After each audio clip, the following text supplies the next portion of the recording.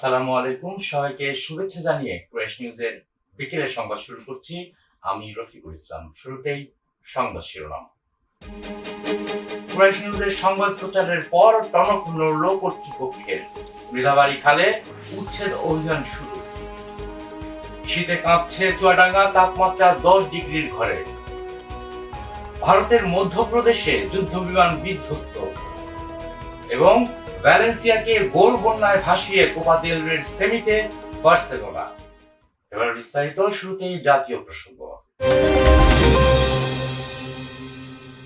শীতকালীন শাকসবজির পর্যাপ্ত সরবরাহ থাকায় রাজধানীতে এখন অনেকটাই স্থিতিশীল সবজির বাজার। তবে উল্টো চিত্র দেখা গেছে মাছ, মাংস, তেল ও চাল সহ নিত্য পণ্যের বাজারে। শবে বরাতের আগে মাংসের দাম আরো বাড়তে পারে বলে জানান ব্যবসায়ীরা। শুক্রবার রাজধানীর বিভিন্ন বাজার ঘুরে দেখা যায় প্রতি কেজি বেগুন 40 থেকে 50, করলা 40, বরবটি 50 টাকা মূল্য, 15 থেকে 20 সিম, শালগম 20, মটরশুঁটি 80 ও শসা 30 টাকা বিক্রি হচ্ছে। সবজির দামের নিম্নমুখী প্রবণতা লক্ষ্য করা গেছে আলু ও পেঁয়াজের বাজারেও। বর্তমানে প্রতি কেজি আলু 20 থেকে 25 টাকা, মুড়ি কাটা পেঁয়াজ 40 থেকে 50 টাকা এবং আমদানি করা পেঁয়াজ বিক্রি হচ্ছে 60 থেকে 65 টাকায়। তবে অস্থির হয়ে ওঠা ইলিশের বাজারে স্থিতিশীলতা বিরাজ করছে। বর্তমানে 1 কেজি ওজনের ইলিশ 2200 টাকায় বিক্রি হচ্ছে। তবে দাম বাড়ানোর 1 মাস পরও বাজারের কৃত্রিম সংকট কাটেনি বোতলজাতকরণ সয়াবিন তেলের। আগামী নির্বাচনে কোন রাজনৈতিক দল সরকারে আসবে এ নিয়ে বর্তমানে জল্পনা কল্পনার শেষ নেই। চায়ের দোকান থেকে সরকারি বেসরকারি অফিস আদালতে চলছে গুরুত্বপূর্ণ এ বিষয় নিয়ে আলোচনা আর সমালোচনা। কেউ কেউ বলছেন আগামী নির্বাচনে সরকারে আসবে বিএনপি, কেউ বা বলছেন নতুন কোন দল। তবে জামায়াতকে নিয়ে ভয় পাচ্ছেন অনেকেই। নগরবাসীর ভাবনায় বিস্তারিত জানাচ্ছেন আমাদের রিপোর্টার জাকির হোসেন। ক্যামেরায় ছিলেন নীরব মল্লিক। বিএনপি মাঠ একেবারে ফাঁকা বললেই চলে। সামনে আসলে বিএনপি ক্ষমতায় যেতে কতগুলো আসনে জিততে পারে বা বিএনপি ক্ষমতায় যেতে পারে কিনা বা গেলে আসলে কি ভূমিকা পালন করবে দেশের জন্য, দেশের জনগণের জন্য, তা আজকে আমরা নগরবাসীর ভাবনায় আমি জাকির হোসেন কুরাইশ নিউজের পর্দায় তা জানার চেষ্টা করব। সামনের নির্বাচনে বিএনপি একক সংখ্যাগরিষ্ঠতার ভিত্তিতে নির্বাচনে জয়লাভ করে সরকার গঠন করতে পারবে কিনা বা পারলে পরে দেশের জন্য আসলে ভালো হবে কিনা, আপনার অভিমত চাই। আমার অভিমত যদি আপনি জানতে চাচ্ছেন, তা আমি বলবো বিএনপি একক নির্বাচন করতেছে না। হ্যাঁ, এটা হলো আমার পছন্দ। আপনি আমাকে প্রশ্ন করছেন যে বিএনপি একক নির্বাচন করবে।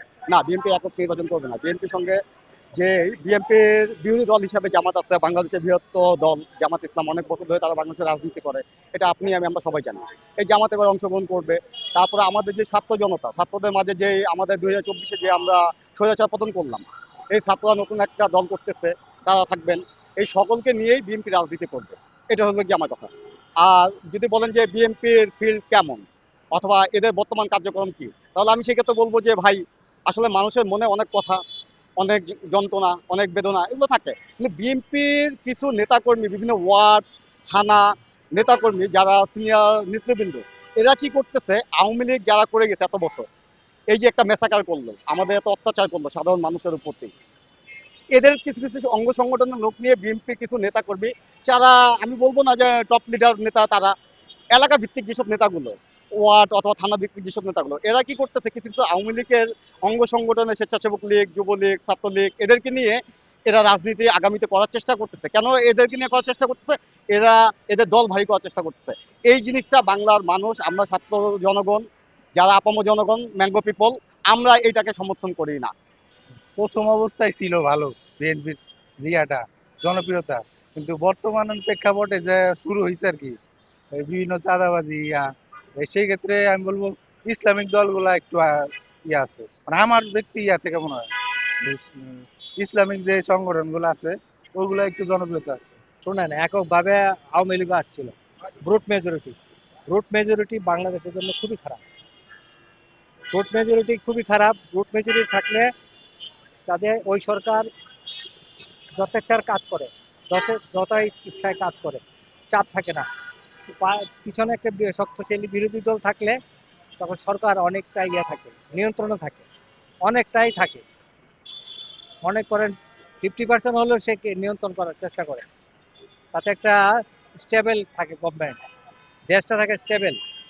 আর ব্রুট মেজরিটি আমাদের দেশের জন্য ভালো না।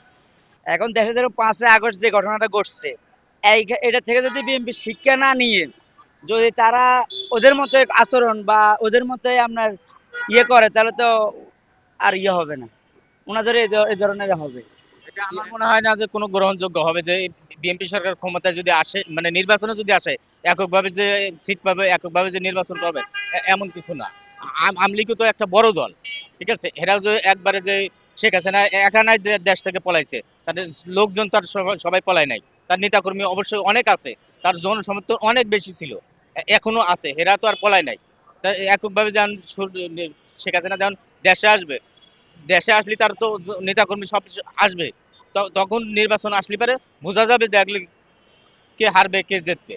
হিসাবে এটা আসে না। উভয় পক্ষ সবাই বসতে হবে, আগে বসে সিটিতে বসে আলোচনা করবে, আলোচনা সাপেক্ষে তারপর আসতে হবে, এর দিকে এটা হবে না। কুরাইশ নিউজের সংবাদ প্রচারের পর টনক নড়ল কর্তৃপক্ষের। গেল জানুয়ারি মাসের 10 তারিখ রাজধানীর মৃধাবাড়ি শ্যামপুর খালের বেহাল দশা ও স্থানীয় জনগণের দুর্ভোগ নিয়ে একটি বিশেষ প্রতিবেদন প্রচার করা হয়। শুধু তাই নয়, পুরো জানুয়ারি মাস জুড়ে নগরীর বিভিন্ন খাল উদ্ধারের ধারাবাহিক সংবাদ প্রচার করে কুরাইশ নিউজ। সংবাদ প্রচারের পরপরই গুরুত্বপূর্ণ এই খাল সহ রাজধানীর আরো 13টি খাল উদ্ধারে মাঠে এলো প্রশাসন। মৃধাবাড়ি শ্যামপুর খালের উচ্ছেদ অভিযান নিয়ে আমার করা থাকছে একটি ফলো আপ রিপোর্ট। খাল তুমি কার? সিটি কর্পোরেশন নাকি ওয়াসার? বেশ কয়েক বছর আগে প্রশ্নটি উঠেছিল। সারা দেশ যখন এর উত্তর ভুলতে বসেছিল, ঠিক তখনই কুরাইশ নিউজ আরেকবার উত্থাপন করে প্রশ্নটি। এরই ফলতে সরকার উদ্যোগ নিয়েছে ঢাকা সিটির 19টি খাল পুনরুদ্ধারের। দর্শক, কুরাইশ নিউজের পর্দায় আমাদের নিয়মিত আয়োজন জনদুর্ভোগে সবাইকে স্বাগতম। সাথে আছি আমি রফিকুল ইসলাম। ঢাকা শহরের 19টি খালের পুনরুদ্ধারের ব্যাপারে যে উদ্যোগ নিয়েছে সরকার, এখানকার সাধারণ জনগণ তাকে জানিয়েছে স্বাগতম। আজকে আমরা জেনে নিব এই দুর্ভোগের সুবিধা এবং অসুবিধা। একই সাথে জেনে নিব খাল উদ্ধারের কাজ কতটুকু এগিয়েছে। দর্শক, আপনি আপনার যে কোনো অভিযোগ কিংবা দুর্ভোগ জানাতে পারেন আমাদের 01533332865 নম্বরে। কুরাইশ নিউজ পৌঁছে যাবে আপনার দোরগোড়ে। মানুষের দুর্ভোগ এবং দেশের সাথে সর্বদা কাজ করতে অঙ্গীকারবদ্ধ কুরাইশ নিউজ। জি, খাল সংরক্ষণের পুনরুদ্ধারে এবং সীমানা পুনর্গঠনে সরকার এগিয়ে এসেছে। তো এর ফলশ্রুতিতে আপনাদের সুবিধা অসুবিধার কথা একটু জানাবেন। ধন্যবাদ আপনাকে, সেই সাথে ধন্যবাদ জানাই কুরাইশ টিভিকে। আপনাদের এর আগের একটা প্রতিবেদন আমরা দেখছি, তো আপনাদের এই প্রতিবেদনের পরে এখানে মোটামুটি ভালো একটা উদ্যোগ নেওয়া হয়েছে। আমরা চাই যে সম্পূর্ণ খালটা সংস্কার করে এবং সুন্দরভাবে আমাদের এলাকাটা পরিষ্কার পরিচ্ছন্ন থাকুক। আমাদের এই যে দুর্ভোগগুলা এলাকায়, রাস্তাঘাট, এই যে রাস্তার পাশে যে দোকানগুলো, হ্যাঁ, খাল দখল করে যেই দোকানগুলো হয়েছে, আমরা চাই যে এগুলা দখল মুক্ত হোক এবং আমাদের এই এলাকাটা একটা সুন্দর একটা পরিবেশ আসুক। প্রথমত কুরাইশ নিউজকে ধন্যবাদ। এটা হলো ওনাদের রিপোর্টের কারণে আজকে খালের মানে যে উচ্ছেদ অভিযানটা মোটামুটি একটা লেভেলে আসছে। তো খালটা নিয়ে একটু বিশেষভাবে আমি কথা বলবো। খালটা হলো যে অরক্ষিত অবস্থা আছে, ময়লা আবর্জনা, মশা মাছি এবং এই চতুর্দিকে এখানে যে দুর্ভোগের মানুষের যে শেষ নাই এই খালের কারণে। আমার এই স্কুল এবং কলেজের যে বাচ্চাগুলা বিভিন্ন জায়গা থেকে আসে এবং ওই খাল পার হয়ে আসতে হয়। তো আসার কারণে অনেক বাচ্চারা দেখা গেছে যে সাঁকু আছে বা বিভিন্ন এই এই এই স্টিলের যে ইয়েগুলো আছে, এগুলা ঝং ধরে বা সাঁকু ভেঙে অনেক বাচ্চারও মেন হলে বা এই ময়লায় পড়ে যায়। তো এটার জন্য আমি অনেক দিনই দেখা গেছে যে আমার দুর্যোগ বা দুর্ভোগ পোহাচ্ছি। তো আমি এই কুরাইশ নিউজের যে বিষয়টা নিউজের কারণে দেখা গেছে যতটুকু আজকে মাননীয় সরকার প্রধানরা যারা আছেন দায়িত্বে, তারা যতটুকু উচ্ছেদ অভিযান করছে এটা যাতে অব্যাহত থাকে। কারণ আজকে উচ্ছেদ অভিযান করে গেছে, আগামীকাল দেখা গেছে আবার দোকানপাট নিয়ে বসবে, আবার একেবারে হজবরল তৈরি হবে। আর এখানে বিশেষ করে খালটা হলো যে ঢাকা শহরে 19টা খাল আছে, এই খালটা হলো তার মধ্যে অন্যতম।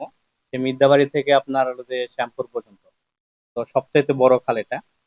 তো এই খালের যে আপনার সংস্কারটা আমি একটা সাধারণ জনগণ হিসেবে মনে করব, মানে সরকারের কাছে আবেদন জানাবো, সেটা হলো যে যাতে এখানে কালভার্ট সিস্টেম করা হয়। কারণ ঢাকা 2 এবং 3 আসনের টোটাল যে বক্স কালভার্ট আর কি, ঢাকা 2 এবং 3 আসনের যে জনগণ বাস করে এবং তাদের আগামীতে দুর্ভোগ চার আর কি, তাদের চারার পাঁচ যে যারা জনগণ বাস করে, তাদের যাতে আগামীতে দুর্ভোগ এভাবে হয়তো না হয়, সে আশাবাদ ব্যক্ত করবে। আমি বলবো যে এই আজকে যে কথাগুলো বলছি, যাতে মাননীয় সরকার প্রধান এই জিনিসটা দ্রুতই সংস্কার করে। আমার বক্তব্য, খালে ময়লা পড়ে, মাছা, খাল পরিষ্কার থাকলে ভালো হবে, এলাকার সবাই ভালো থাকবে, মশা মুক্ত হবে। খালের কারণে যে আমাদের দোকান উঠায় দিতেছে, এই জন্য আমরা তো দোকান ভাড়া দিয়ে চালাই। এখন আমাদের বসা রইছে, সরকার আমাদের একটা বিকল্প ব্যবস্থা নেই। দর্শক, আমি এখন যে জায়গাতে দাঁড়িয়ে আছি এটি একটি বাজার এলাকা। শনিরাখড়া, মিধাবাড়ি, গোবিন্দপুর, শেখদি অত্র অঞ্চলের জন্য এটি একমাত্র একটি বাজার। এবং সেই সাথে বলতে চাই, শুধু এতটুকু এলাকার মধ্যে প্রায় লক্ষাধিক লোকের বসবাস। এর আগে যখন কুরাইশ নিউজের ক্যামেরা এখানে এসেছিল, সে প্রতিবেদনে আমরা দেখেছিলাম আমার পেছনে, এখান থেকে নিয়ে পেছনে প্রায় 1 কিলোমিটার পেছনে রয়েছে আপনার মিধাবাড়ি। তো আর এখান থেকে অনেকটা সামনে শনিরাখড়া, এরপরে শ্যামপুর। খালটির এরিয়া এবং আয়তন আসলে বিশাল আকৃতির। তো এটা পুরোটা জুড়ে ছিল একটি বাজার। তো আমরা এখন আজকে যেটি দেখলাম, আসলে বাজারটাকে উচ্ছেদ করা হয়েছে।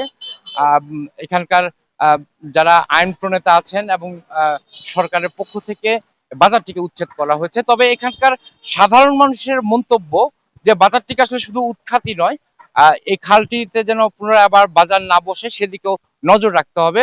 আর সবচেয়ে ভালো হয় যদি এটি বক্স কালভার্ট করে দেয়। একই সাথে বলতে হয় ব্যবসায়ীদের কথা, যারা এখানে বাজার পরিচালনা করছিলেন বা যাদের দোকানপাট ছিল, তাদের সাথেও আমি কথা বলেছি। তারা যে ব্যাপারটি বিশেষভাবে এখানে উল্লেখ করেছে সেটি হচ্ছে, তারা এখানে আসলে দোকানগুলো চালাতো ভাড়া দিয়ে। তো তাদের মন্তব্য বা তাদের বক্তব্য হচ্ছে, তারা তো আসলে ব্যবসা করে খেত। তারা প্রত্যেকটি দোকানে তাদের দৈনিক প্রায় 1.5 থেকে দোকান ভেদে 1.5 থেকে 2,000 টাকা খরচ ছিল। তো তারা সেই ভাড়ার মাধ্যমে ব্যবসা পরিচালনা করত। এখন দোকানগুলোকে উচ্ছেদ করার কারণে বা বাজারকে এখান থেকে উঠিয়ে দেওয়ার কারণে ব্যবসায়ীদের কিছুটা হলেও ক্ষতি হয়েছে। তারাও একটা জোর দাবি করেছে তাদের জন্য যেন বিকল্প একটি ব্যবস্থা তৈরি করা হয়। এটা আমাদের এখানের কর্তৃপক্ষ যারা আছে তারা চাইলে এটারে সমাধান করতে পারে। এটার কারণে এলাকার সব মানুষজনের এই অসুবিধা হচ্ছে। মশার খুব খুব উদ্যত্ত এখানে। মশার কারণে মানুষের ডেঙ্গু হচ্ছে। প্রতিটা হসপিটালেই ডেঙ্গু রোগীর, আক্রান্ত রোগীর অনেক অনেক সমস্যা হইতে আছে। পেটের দায় এই জায়গায় বসছি, দোকান না হলে তো চলে না, কিভাবে সংসার চালাবো? এটা দিয়ে এই সংসার চলে, ছেলে মেয়েদের মাদ্রাসায় লেখাপড়া করায়। ব্যবসায়ীদের সাথে আরো কথা বলেছি, তো অনেকে বলেছে বিকল্প ব্যবস্থার কথা। তা আপনিও কি? কেউ বলে নাই বিকল্প কথা এখন পর্যন্ত, যে বিকল্প একটা জায়গা দিব এরকম কেউ বলে নাই। পেটটা তো বাঁচার লাগবো, পেটের দায় করতেছি। উচ্ছেদ অভিযান দৃশ্যমান। এর আগে কুরাইশ নিউজের ক্যামেরা যখন এখানে এসেছিল, সেখান থেকে আজকের দৃশ্য কিছুটা ভিন্ন। আমরা দেখেছি এখানকার দোকানপাটগুলোকে ভেঙে ফেলা হয়েছে, অর্থাৎ উচ্ছেদ অভিযান এখন চলছে, এটি একটি চলমান প্রক্রিয়া। তবে খালগুলোকে পুনরুদ্ধারের জন্য সীমানা নির্ধারণ অত্যন্ত জরুরি বলে জানিয়েছেন এখানকার জনগণ।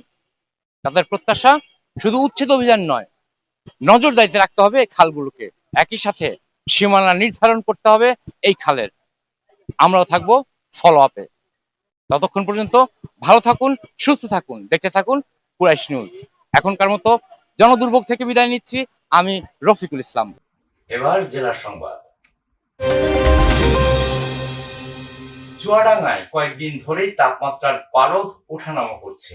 এ জেলায় গেল 24 ঘন্টার ব্যবধানে 5.1 ডিগ্রি সেলসিয়াস তাপমাত্রা কমেছে।